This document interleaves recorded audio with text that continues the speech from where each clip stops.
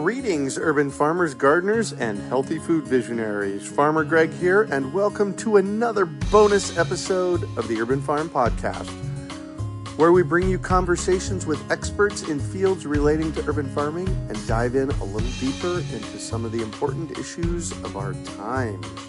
Growing plants that thrive in your yard is a lot easier than you think.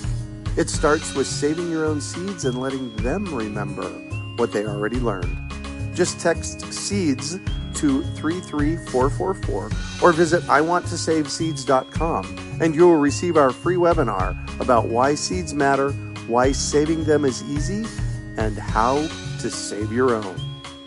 Today, we're chatting with our seed expert, Bill McDorman, as he shares some seed wisdom and discusses thoughts and concerns that might occupy the minds of those of us who are saving seeds. Welcome to the show today, Bill. Hello, everyone. Happy to be here. Thank you for being here. I was thinking over the past couple of weeks, we haven't visited in on the basics of why save seeds in probably a long time. And I think we've been doing these webinars for 4 years. Oh my gosh. I know. I think it's been 4 years, which is ultra cool. Think of it. So, if you're young out there and you're thinking about going to college and you think, oh my gosh, 4 years. The other side of that is Greg and I, all of a sudden 4 years just went by. It goes so fast. It does go fast. It does go fast. So we're going to jump right in and talk about why save seeds. And I'm just going to toss this over to you and let you run with it, and I'll jump in when I can. Well, I'm looking forward to this. It's kind of a challenge in one way for me because I feel like it's a no-brainer. I fell into seeds and seed saving when I was in college. I was in my early 20s, and I thought I would be involved in helping find seeds for my own garden and thus the community I was living in. And I thought I ended up with a group of people starting a nonprofit and to make sure that they would be available. And out of that, we started a little seed company even to make sure that things would be available for people. This was, the company was Garden City Seeds, and it was Missoula, Montana in 1979. I thought it was a long time ago. Yeah, I thought it was going to be like a 3-year project, and then I would get on with my life. Right. I was like everyone else. It's a modern, I wanted to go to law school. There's all sorts of things I wanted to do. And it just has been so powerful and so compelling and so rewarding that I just never got back out of it. And so for me at this point in my life to try to explain to people why, it's I have to sit down and think about it a little bit. Right. Because it's just been so apparent to me. I mean, in one way, I've got way more stories about the amazing things I've seen along the journey, the things that have kept me involved. But on the other hand, how do you convince modern people, that are on the path that I was on, that this is worth taking a detour, at least for a little while around? So, well, and people don't have to necessarily dive in as deep as you do or did.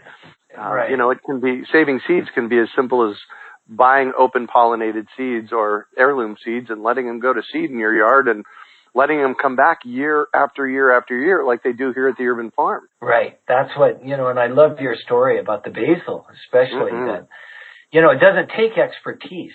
In some ways, it just takes an attitude shift. And so maybe that's what we'll work on tonight is just, getting people reacquainted with this idea that it's actually happening all around us all the time. Usually, seeds are being saved. Then, the plants are doing it themselves. They're self-sowing and volunteer plants. If anybody's gardened at all, there's myths about large and small about how volunteer plants are always better, always stronger. They know when to plant themselves, how to grow. So often people discover tomatoes in their compost pile or something that planted themselves, and it ends up being the best thing that they do that year. So, just learning to recognize that is actually part of your seed saving adventure. It's just, it's not that you did anything, but it's just that you learn to recognize that, and glean a few of the seeds. Yeah. I have an interesting thing going on here at the Urban Farm that happens every year, and it's nothing I planned. I've now been at the Urban Farm for 30 years, and I'm going to say 28 years ago, we planted nasturtiums in the front yard. And nasturtiums are notorious, especially here in the lower desert, for reseeding themselves. So they, they go into the summer and they get burned out in the summer and make seeds and drop the seeds that stay in the mulch in my garden beds. And then they re-sprout in, November, December when it gets cold. And the really cool thing that's happened, and this is what I didn't plan, was in the gap when the nasturtiums aren't thriving, the cowpeas are. So my front beds always have something growing in them, no matter what time of year they are, or what time of year it is. Right. The cowpeas take over when the nasturtiums are done, and the nasturtiums take over when the cowpeas are done. And cowpeas are nitrogen fixers, so they're pulling nitrogen out of the air and out of the soil. And then I just fold the nasturtiums and the cowpeas back into the garden bed, and they become next year's mulch. Self-replicating, self-seeding guild. Yeah.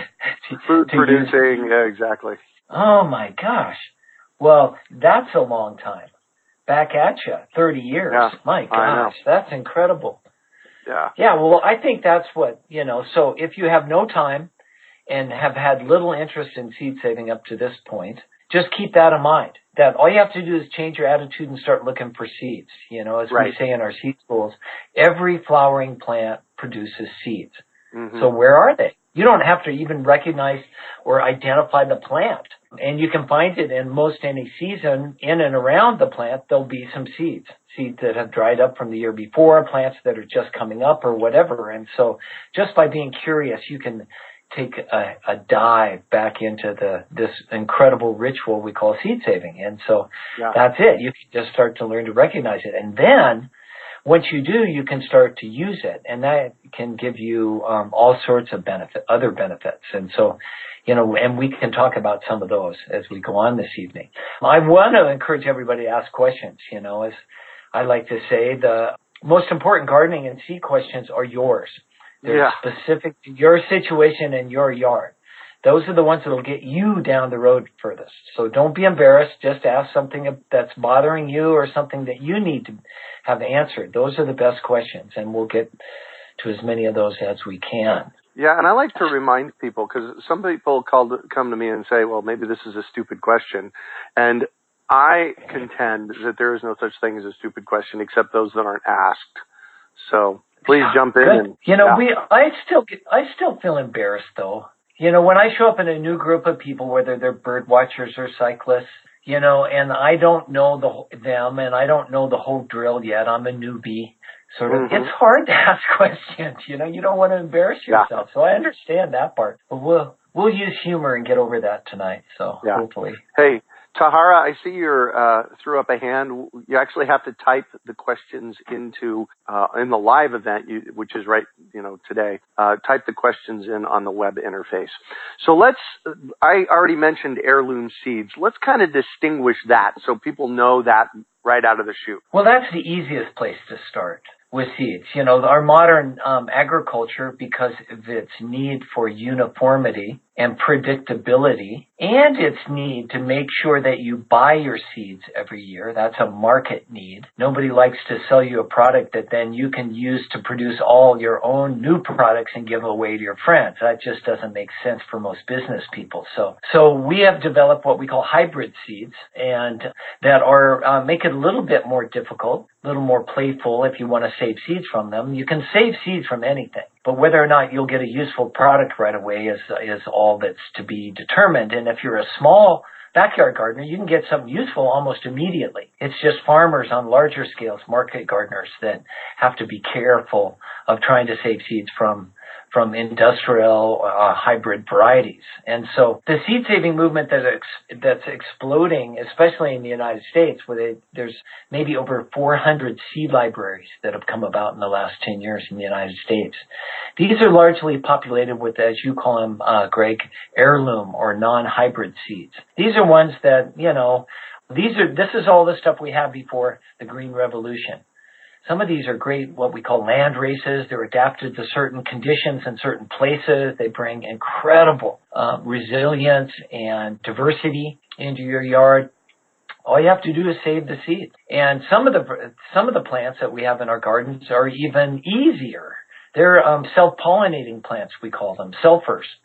And those don't even, or rarely, or it's more difficult for them to cross-pollinate with other plants. And this is a big fear, I know, for home gardeners. They go, oh my gosh, what if I make a mistake? What if my neighbor's plants cross with mine and then I try to save seeds and I don't know what I have? And so if you start with heirloom or open-pollinated, or as we call non-hybrid seeds, you don't have to worry about not getting something you can use the first year. And if you use self-pollinating plants, and we'll tell you which ones those are, you don't even have to worry about them cross-pollinating. And some of the plants you can even eat and save the seeds, which is pretty amazing. It's like there's no trade-off at all. It's win-win.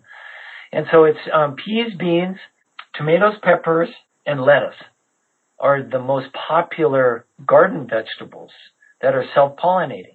So there's really no reason why people shouldn't just save those. I mean, you can get enough seeds, as we say on this program often, maybe for your own garden for the rest of your life, out of one tomato plant. And, so if you have 2 or 3, if you're growing tomato to eat for the summer, man, what a deal.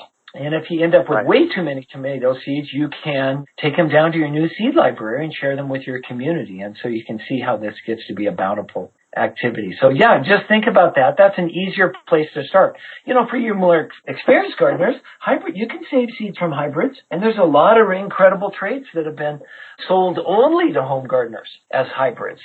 Some disease resistances, say, especially in tomatoes, curly top and late blight, which are starting to hit some areas of the country now. And so you can save seeds from those and plant them. And so you won't necessarily get tomatoes that looked exactly like the ones that you had planted the years before. We call this Mr. Toad's Wild Ride. There's all sorts of recessive traits that could start to resurface. However, some of them will be like the ones that you like, and some of them you might like even better. And so as long as you're in the backyard and playful and you can eat everything you grow anyway, why not? This is one of the other revolutions that's starting to happen in gardening, is gardeners are figuring out that we can save seeds from hybrids, and we can make them our own, and we can have fun doing it and introduce new diversity into our own backyards and our communities, and maybe gain some of the disease resistance that we're going to need. So that's an exciting development. Yeah. Well, I think there's one of the the bigger cultural umbrellas here as why to save seeds really started 100 years ago, when there were so many varieties of seeds out there, and now there's not. Do you want to speak to that? Well, so you can do it for your own life in your own backyard, and you can make things easier and better gardening-wise. I could argue that all day. But you're also participating in a global activity that's very, very important. And that it's based on, an ecological principle that the more diversity you have, the more you're going to be able to weather the storms and the changes that we're now facing. Mm-hmm. And so, on a really simple way of talking about this is that if you've got an older heirloom variety or that has more diversity in it itself, and or access to lots of different varieties of things, and we're doing this now with the grains. We're going to plant maybe 60. In fact, I got off the phone yesterday with a young man at the Occidental Arts and Ecology Center in California, and he put together a Grex of 2,000 different wheats. These are all bred wheats, modern wheats, but they got 2,000 different varieties that were somewhat adapted to their climate in California, and just mixed them all up and planted them. And around this idea that diversity is good, that we're going to need diversity to face climate change. And so what happens? So the first year in California, they have fires, and it's hot, and it's drought, and so the drought-tolerant varieties make it. This next year, they have floods, and too much rain, and moisture, and rain at weird times, and the flood-tolerant varieties make it. And so you can see how diversity could help you, because if you only plant one variety, it may not have made it in either of those summers. Yeah. Because they were so weird. And so when you begin to save seeds in your own backyard and begin to adapt things to the conditions that you have where you are changing it. And by changing it, you're helping to create new diversity. Now, you may not have enough diversity in that one variety to get chewed through, but somebody else may need some of your diversity somewhere else. And so collectively, we need to get back about 90% of what we lost in the last couple of generations just to get back to where we were, and hope and pray that that's enough to make it into the future for our children and grandchildren. Yeah, that's a big piece of the conversation that goes on in my mind. And I don't have any kids, but I know a lot of my friends do, and I know a lot of you listening out there have kids. And what happens for me is, what do we do for them? What's really cool is that you can get into seed saving. You can make a difference in your own yard by adapting crops to your yard, by saving the seeds year after year from the plants that do best for you. Mm-hmm. So not only are you getting something that you like, that tastes the way you want it, that works better in your yard, so it's easier for you, but then you're participating in this larger activity where we're all coming back to the land, and we're doing that collectively so that we will have more diversity, so that we don't have to depend upon a seed vault up in Norway just in case, but that we have diversity the way it should be, the way it's always been. It's embedded in living systems in our communities. That's really cool to feel like you're working on that for your grandkids. Yeah. And then you can save seeds from your tomato, and you can name it after your granddaughter and give her some of the seeds. How cool is that? And so these are the kinds of loops and, multiple levels that have kept me involved in seed saving. Mm-hmm. It's practical, it's important climatically, it's emotional because you got your kids involved with it, and you're giving them a gift that's priceless, something that they'll remember you for. I mean, it just has so much to offer. Well, and it's fun. It's fun. I can hear the fun in your voice, and you've turned it into really a lifetime passion. Yeah, it's nothing I really turned. It just sort of grabbed me. And in fact, one of the things that we talk about in seed school is that the real danger in all of this isn't that, oh no, this is another thing I took on, and I was so excited in the beginning, but it's just too much work and I never followed through, and it's just another one of those broken promises to myself or things that I was going to learn to do or whatever. I mean, the real danger is that you're going to get so into this, you're going to stop doing other things, that this will swallow you. We have numerous examples of seed stewards in our network at the Rocky Mountain Seed Alliance. And you can find them on our webpage at rockymountainseeds.org. And under resources, go to Seed Stewards and the Seed Steward directory. And you can pull up a map of all these people that are around the world now. And you can click on the map on the little dots, and their contact information will come up. And you can read about what they're growing and saving. Mm-hmm. And some of those seed stewards, and it's more than I'd like to admit, probably, or they would like to admit, are just nuts over this.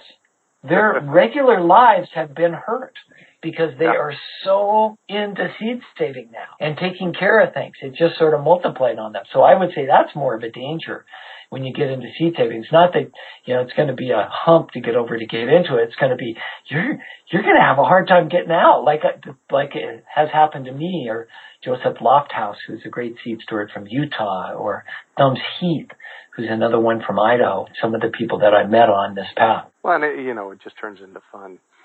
So tell me, what is the process of seed saving? How does one do it? Well, hold on to your hat. As we start, the easiest level, as we said, is just to go out into your yard and see where it's happening already and engender that. I've got arugula going to seed in my yard that's been growing and self-seeding itself for 10 years. And I just mowed the yard, and so I mowed around it. I just left that area because I know it's going to go to seed soon, and it'll start to dry out. And if I do that, then I'll have arugula all next winter again. I won't have to plant it. And now I've got extra arugula. This is 10-year Cornville, Arizona adapted arugula seed. And it's phenomenal. So that's the first level of seed saving. The second level to get into it is to pick one of the easiest plants. First of all, realize that there's no real there is a cult of expertise around seeds. It's like everything else. Oh, you can't do this.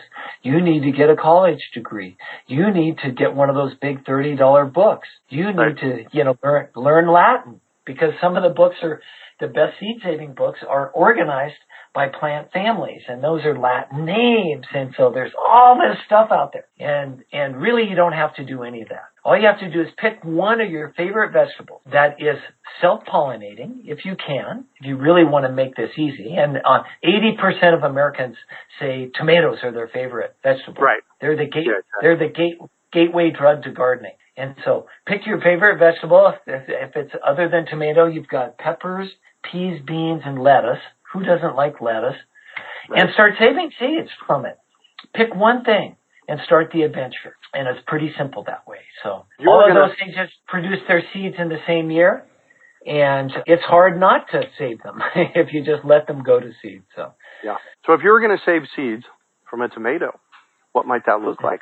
Well, tomatoes, you can just squeeze out seeds. Say you're in a restaurant somewhere and you bite into the best tasting tomato you've ever had. Assuming it's not been cooked.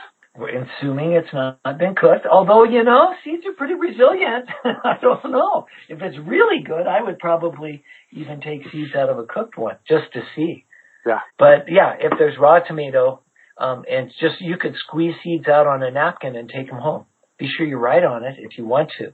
If you want to get more proper about it, there's what we call the wet seeded method, where you can cut a ripe tomato at the equator. And by that I mean, if the top of the tomato where the little stem is the North Pole, cut it in half at what would be called the equator and squeeze all that jelly stuff out with the seeds in it. And if you do that carefully, you can still eat the tomato. You still slice it up on your salad or whatever. And then take that jelly stuff and put it in a jar. I usually do 3 or 4 tomatoes so I get enough of it. If not, I'll put a little bit of water in there and I'll just let it set for 3 or 4 days. And what happens is part of a magical natural process where both yeast and fungus break down that jelly, treat those seeds for all known seed-borne diseases, separate them from all the chaff because the seeds then are released from the jelly and they'll float to the bottom. And everything else will be easy to pour off the top in 3 or 4 days. And you'll always see sort of this white mold. When it's ready, you'll see this white mold form on the top of the jar. We have got a little brochure called Death by Tomatoes at the Rocky Mountain Seed Alliance. I'm trying to think of how you could access that. That shows you all the pictures and how to do this. And there are multiple other places. Also, I've got a little booklet I wrote in 1992 called Basic Seed Saving. That's got the instructions to do this. But basically, after 3 or 4 days, you just water winnow them, we call it. You just fill that jar full of water and all the bad stuff floats to the top, good seeds on the bottom, pour all the bad stuff off. Be sure not to pour off those little seeds out of the bottom. Mm-hmm. Fill the jar up with water again. You won't get it totally clean the first time. Fill it up again. Repeat the process. After 2 or 3 times, you have perfectly clean seeds in the bottom of a jar with a little bit of water. Just pour that through a screen. So the water's gone. Turn that screen upside down on a paper towel or a paper plate.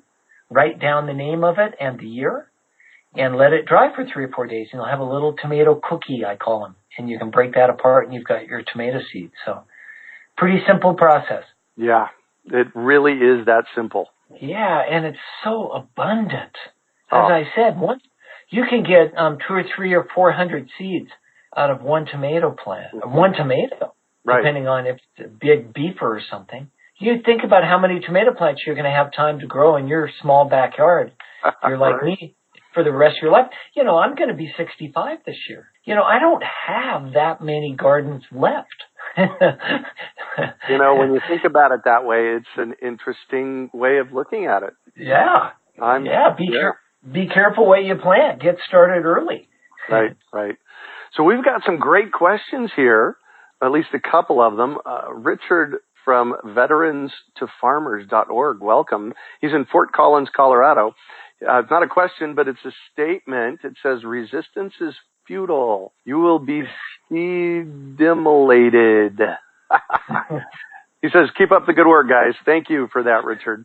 Terry from Glendale says, what is the best way to store saved seeds from year to year? You want to jump in on that one? Yeah, that's the most asked question over the course of I've been doing. First of all, I want to say hi to Rich. Thanks Thanks, buddy, for listening. He has fallen head over heels. He's another guy, and he's now he's teaching veterans how to farm, how to garden, as an incredible grounding. It's just a beautiful organization, Veterans to Farmers, Fort Collins, Colorado. Find them online, support them. It's just an incredible thing. And now teaching these guys how to save their own seeds, which gives them that epic, larger mission in life, right? We're not just feeding people. We're not going from protectors to producers.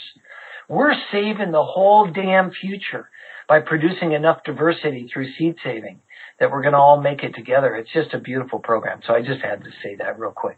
Well, I'm gonna stop you real quick. I'm on their website right now. This is a pretty cool website. It is veteranstofarmers.org. So go check it out. Thank you, Rich, for that. He's one of the graduates of our seed school teacher training programs, and I'm going to talk a little about that because if you really get into this, we can make you really dangerous. Rich? Right. Around this stuff. So anyway. Terry wants to know the best way to save seeds from year to year. Cool, dark, dry. Simple. Keep it simple. Make it fun. You can get really complicated. You can buy equipment. You can get thermometers. You can pay attention to humidity, and it's probably not necessary.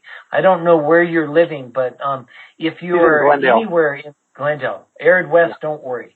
If you're going to bag them up, so by cool, I mean keep them below 80 degrees Fahrenheit. That's the operational temperature at which seeds really start to die off faster. Below that, they'll last for decades in many cases. Cooler the better. If you want to put them in a refrigerator, put them in something that will seal them from moisture. Glass jar. Ziploc bags.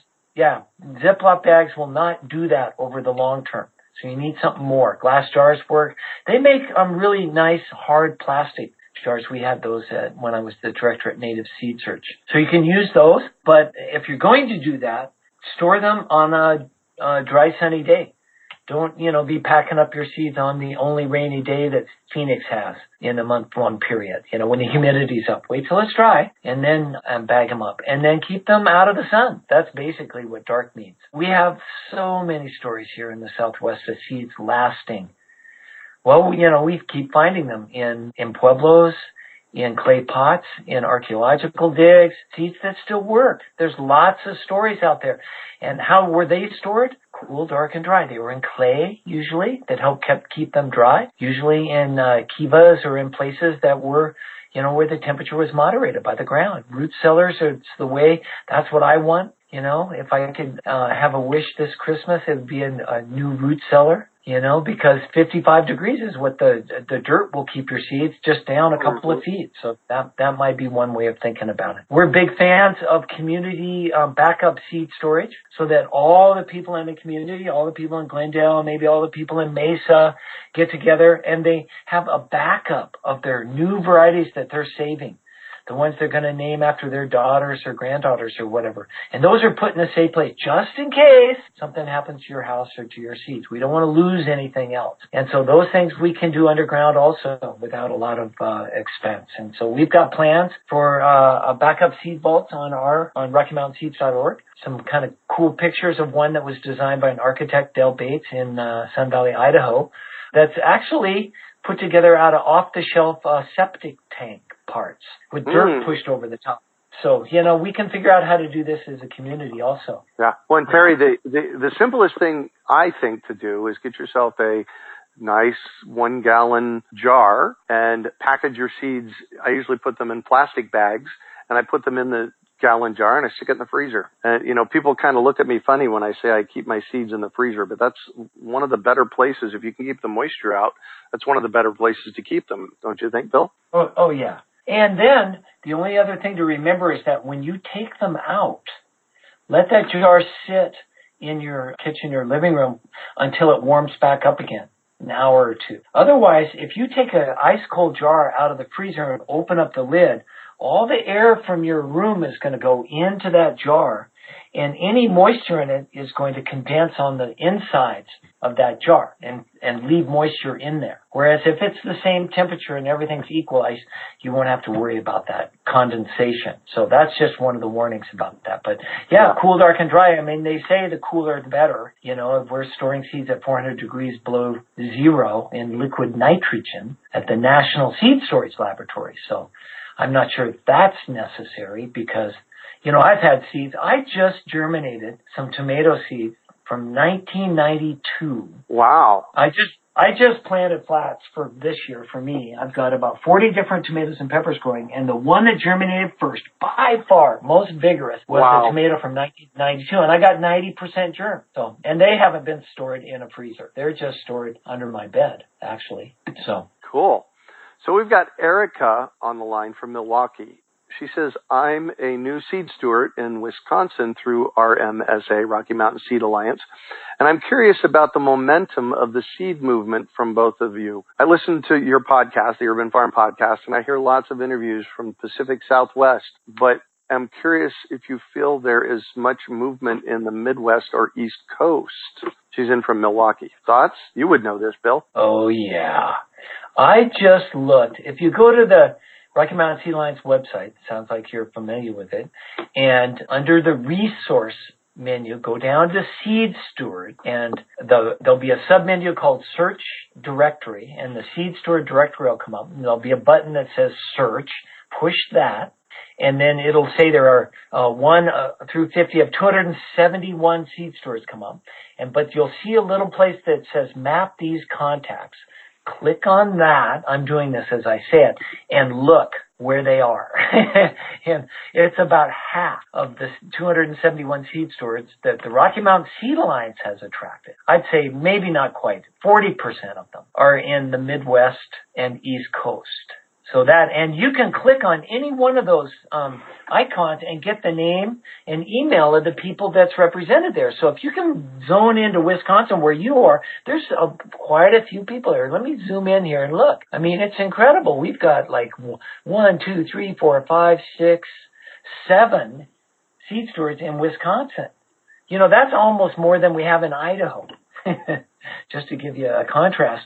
And the other thing that you have to remember, and this is something that was surprising to me, but I've come to believe it, is that in Appalachia, all the way down into southern Appalachia, there are more varieties of vegetables, more heirloom and heritage varieties of vegetables than any other place in the United States that need to be rediscovered and restewarded and brought back out and taken to seed libraries and seed exchanges. Many of these still aren't in any catalog. There's no way for people to find them. And so really the richest treasure chest to do this is probably in Appalachia. And so that's something you could think about. I believe that, you know, we just did our seed summit in New Mexico because that's the oldest, you know, agriculture on the continent is in Arizona and New Mexico. You know, the Hopi go back 1,000 years in the same place. And so if you want to get into old varieties and things, then talk to the seed stewards that live in and around the Southwest. But I'm trying to paint a picture for you. The momentum is everywhere. This is happening all over the world. We have been invited to go to Rome, hopefully. We have yet to get the official invitation, but tentatively invited to go to Rome, you know, to present about the movement that we're just a part of here in the Mountain West, because there are people all over doing the same thing we're doing, and they want us to represent this new grassroots and seed steward fueled seed saving in Rome, you know, with people from all over the world. So that'll be exciting. But yeah, there's lots of momentum. And so we did a seed school in Wisconsin, and I'm trying to remember the name. Is it Ash Springs? I'm trying to remember the name of the town, and maybe by the time we get off the air, I'll do it. But there were, you know, that was really an exciting thing. And I was really amazed at how many people in and around Lake Superior especially are trying to get off the grid and learn how to grow their own food again. And those are the conditions for a really great and vibrant seed steward movement. So I'll leave it at that. Cool. There we go. So Tahara Ward from Phoenix says, we're beginners in gardening. And they want to know who to talk to about soil samples. Is that soil testing in your yard, Tahara? Here in Phoenix, there is an organization called IAS Labs. She's actually been on our podcast. Her name is Sherry. But if you look up IAS Labs on the internet, I'm sure they'll come up. Helen from Scottsdale. Oh, Helen, you're so funny. She says, I'm really old at 83. I don't think so. I do get the slowing down part, though. She says, and I'm slowing down. Heck, I'm 58 years old and I'm slowing down already. She wants to know who she can leave her seeds that she has saved to. Got any thoughts on that? Yeah. Oh, yeah. 5 years ago, that would have been a real problem in some ways. Mm-hmm. I mean, in some ways, in my career over 40 years, I call it the hot potato syndrome. Nobody wants the hot potato. I mean, because taking someone's seeds is a huge responsibility. Yeah. If you know and love the person, you know that they've been growing and saving their own seeds for a while, all that they put into it, all the love or whatever, and somebody gives them to you. Oh, now what? This has happened to me several times. And so that's why we're real big fans of seed exchanges and seed libraries. And so I know I've heard of at least 3 libraries down there in the valley that have gotten going from time to time. And seed libraries sometimes have fits and starts or whatever, but maybe, Greg, you can help with contacts with those. Because that would be the best thing to do, is give them to a seed library or take them to a seed exchange that's right there in your area. And those are the people that are excited about seed saving anyway. These will be the people that get it. These will be the people most likely to follow through and actually do something with your seeds. Yeah. You mean kind of like Mrs. Burns' lemon basil? Yeah. Mrs. Burns' lemon basil. What's that story? That was early 1900s. Barney Burns, who was a professor at the University of Arizona and one of the co-founders of Native Seed Search. His mother, when she moved to Tucson, brought her basil. I'm not going out there without my basil. And started growing it and started saving the seeds because there was no other place to get the seeds, and started passing them around the neighborhood. And almost more than 100 years later, Mrs. Burns' lemon basil is actually in seed catalogs all over the country. Johnny's Selected Seeds even sells Mrs. Burns' lemon basil. Yeah. And it's in Native Seed Search has it, and it's in the Pima County Seed Library now, which has about 50,000 packets of seeds a year checked out. Oh my God! Wow! And over half of those seeds now are being checked back in by the people that have learned how to grow and save them. So this is the kind of system that we need to get up and running everywhere, and that's why I'm such a big fan for it. So yeah. I will look. There is all else fails to answer your question. Our dear friend Rebecca Newburn maintains a website, seedlibraries.net, and on that website there is, under one of the pull down, I think it's her resource tab, there's on the menus, there's a sister seed libraries item, and if you'll pull that up, she has a directory to 600 seed libraries around the world, and you can search for the ones in Arizona. I haven't done that lately, and that might help you find which ones are located and operational in Arizona. And that might be one of the things you could do. And so these are great questions. Yeah. So I want to jump into Seed School. What is Seed School? Seed School Online. And then you've got a grain school coming up that I want you to share about. Yes. Seed School is our attempt to grow this movement. If we really going to make it into the future, and we've lost 90% of the diversity, we are going to need literally millions of seed savers. That's the only way this will work. No top-down institution, as I like to say, no centralized thing is going to be able to create and steward and save the kind of diversity, even a fraction of the diversity that we used to have.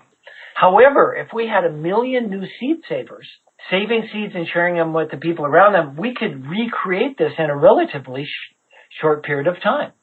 It's got to be grassroots. And so in order to do that, to see that dream, this far-fetched dream come about, a necessary dream, I'll call it also, we need to teach a lot of people how to do this right away.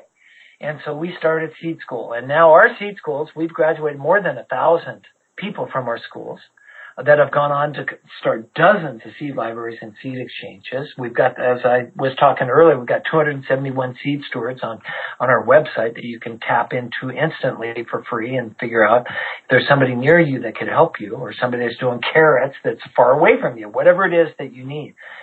And so we occasionally do seed schools. It started as a 6-day program. We broke it down into a 1-day program we call Seed School in a Day, and we still do those. In fact, we're going to do one of those in Prescott in May, I believe, this year. Maybe I can pull that up before the show's over. And then working with you, Greg, we developed, we even condensed that down and came up with Seed School online for people that can't travel to one of our seed schools.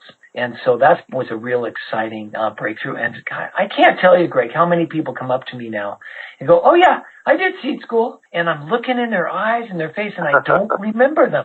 And it's because they did seed school online. Yeah. And I've had numerous people tell me it's changed their lives, and that's what it's set up to do. We didn't change their lives. Seeds will change their lives. Yeah. We just got to be an entry point for you. And so I've got about 40 years experience trying to get people to save seeds. That was boiled down, as I said, into a 6-day program. That was boiled down further into a 1-day, distilled into a 1-day program. And then the very best of that, all of that experience was put into 7 online webinar lectures that you can download and go through at your leisure. So that's Seed School Online. Now, is that going to be enough? No. So we started doing Seed School teacher training. The idea is to train teachers to go out. And we've had 4 of these classes now, these trainings, and we have trained 100 seed teachers, right? Rich, who we talked about earlier, was one of those students. And now he teaches his own seed schools. We just heard about this year a Southern Seed School in Gainesville, Florida, will take place in April. One of our students in Colorado, in Hotchkiss, Colorado, just sold out their seed school. Colorado, 44 students. Nice. Place over the summer. And so this is starting to work. Now, if you're interested in that, we just actually got a grant from the Lush Foundation. It's called Expanding Seed Saving Exponentially. And so we have money to help you if you want to be a seed teacher and want to get up and running and start teaching your own seed school classes. We have help with registration portal. We have help. You can use our PowerPoint presentation. We ask that you modify them some so that they're yours and that you give us credit. But, the idea is to get this out there and around the country and the world as quickly as possible.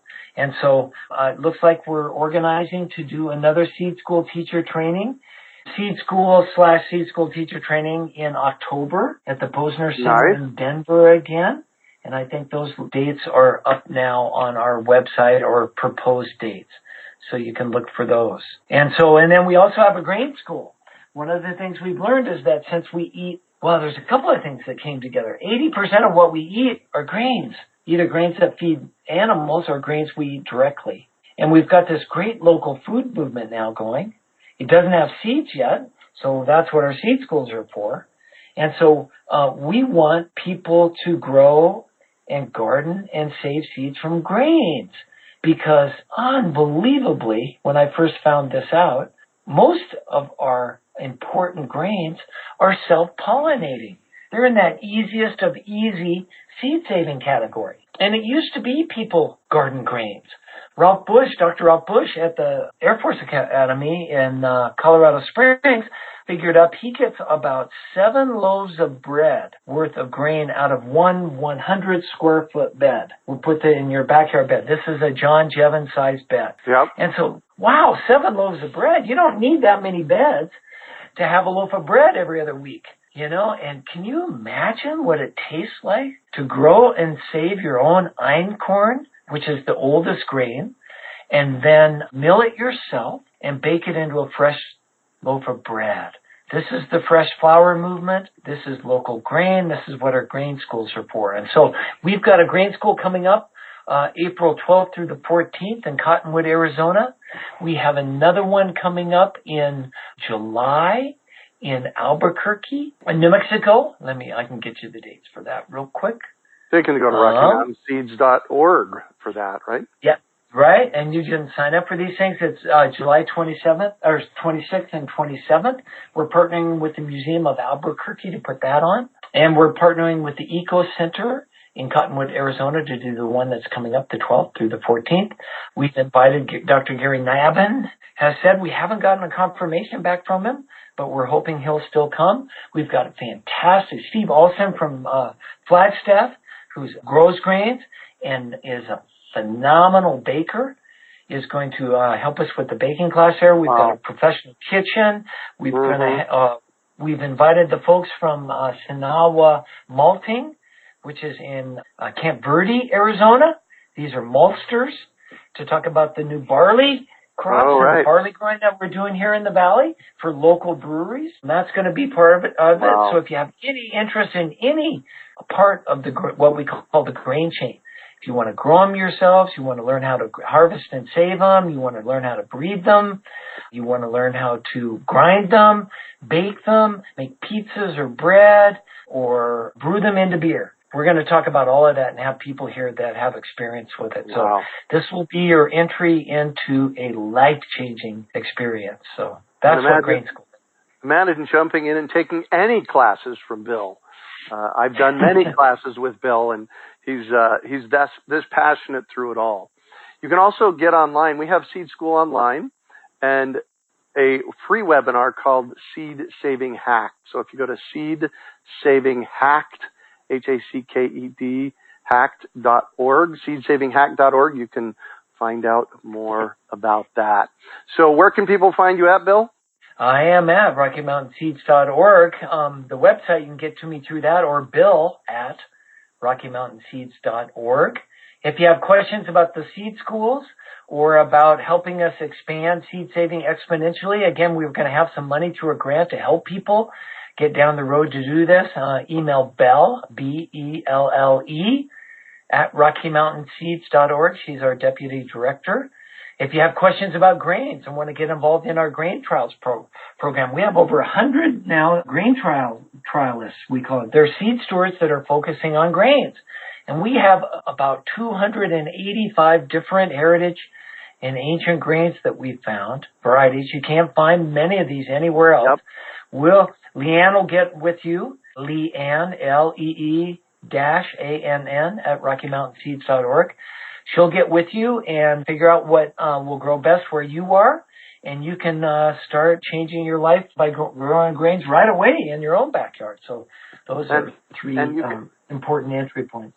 Yeah, you can actually grow your own grains. You can do it. I've watched Bill do it. Last time I was up there, I had some bread that you had made, and I think we made corn tortillas as well. Yeah, we're doing corn tortillas. We're doing white Sonora wheat tortillas, which is the 400-year-old wheat that Father Kino brought to Arizona, which is how they invented the flour tortilla, here in Arizona where it was invented. So it's a heritage food. We love that. We're making our own pasta out of durum wheat that's known in Italy as semolina, the world's most famous pasta flour. We're growing that right here in the yard. I planted October 15th. My crops are up and looking really good. Hope to harvest in June or July this year. So beautiful. Wow, it's just endless, and it just gets better all the time. The flavor, the nutrition, the story. The coolness of it. Oh, the cool. If you want cool, coolness. If you want to be one of the coolest people on the planet right now, grow some einkorn. 14,000-year-old wheat. It's got 40% higher protein. Unbelievable flavor profile. Grow some of your own einkorn and make a loaf of your own bread out of it and take it to a potluck or to, say, your Thanksgiving dinner with your family and tell them about it and tell them where it came from. I mean, this is how we're going to find our way back out of all the gut problems and the gluten-free problems that people are having, It's really fun. It's really interesting. We're going to have lectures on both Roundup and on gluten and gluten intolerance at our grain school. So if that's one of the things that's bothering you and you don't want to give up all of the grains, we might be able to help you find a path.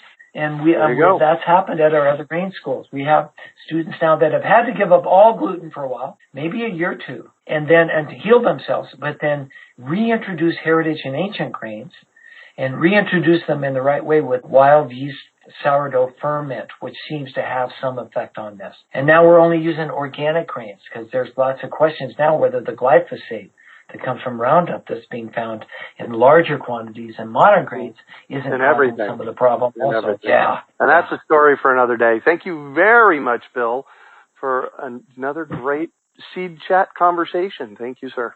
Growing plants that thrive in our yard is a lot easier than you think.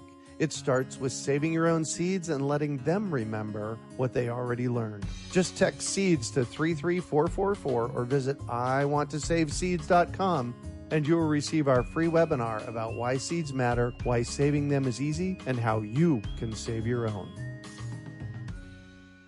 We hope you enjoyed today's episode of the Urban Farm Podcast. Remember to listen for tips, advice, and resources to help you on your journey with urban farming. You can find us on the web at urbanfarm.org or send us an email to podcast@urbanfarm.org. In the words of Vincent van Gogh, great things are done by a series of small things brought together. Be encouraged that with each lesson learned and skill developed, you are one step closer in the direction of your dreams.